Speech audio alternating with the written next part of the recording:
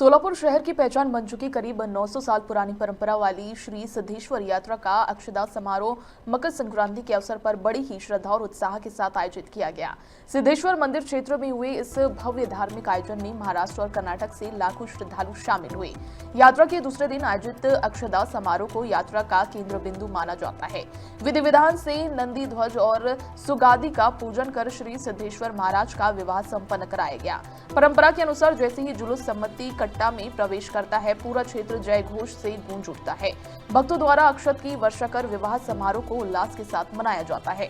इस अवसर पर पालक मंत्री जयकुमार गोरे ने वीआईपी दर्शन को लेकर बयान देते हुए कहा कि भगवान के दर्शन किसी विशेष वर्ग के लिए नहीं होते और कोई भी व्यक्ति वीआईपी कक्ष में बैठकर दर्शन नहीं कर सकता। उन्होंने बिना नाम लिए सांसद प्रणीति शिंदे पर भी टिप्पणी की। ये समारोह न सिर्फ धार्मिक आस्था बल्कि सोलापुर की सांस्कृतिक पहचान का भी प्रतीक माना जाता है।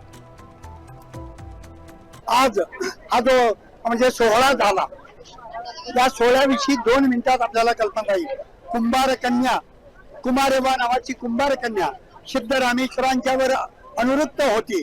तिला सिद्धरामेश्वरांच्या बरोबर लग्न करायचं होतं आणि त्यामुळं ही कन्या सिद्धरामेश्वर ज्या ठिकाणी ध्यानस्थ बसतात त्या ठिकाणी रांगोळी काढून जायची।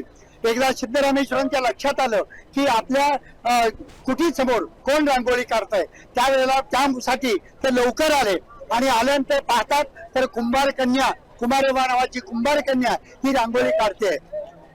सिद्धरामेश्वरांनी विचारलं, माऊली तू हे काम का करतेस? त्यावेळेला सिद्धरामेश्वराला ही कुंभार कन्या म्हणाल्या, मला माऊली म्हणू नका, माझं प्रेम आहे तुमच्यावर, तुमच्याशी मला लग्न करायचंय। सिद्धरामेश्वराच्या या यात्रा उत्सवाच्या निमित्तानं आणि अक्षता सोहळ्याच्या निमित्तानं सोलापूरच्या जनतेला मी मनापासूनच्या शुभेच्छा देईन।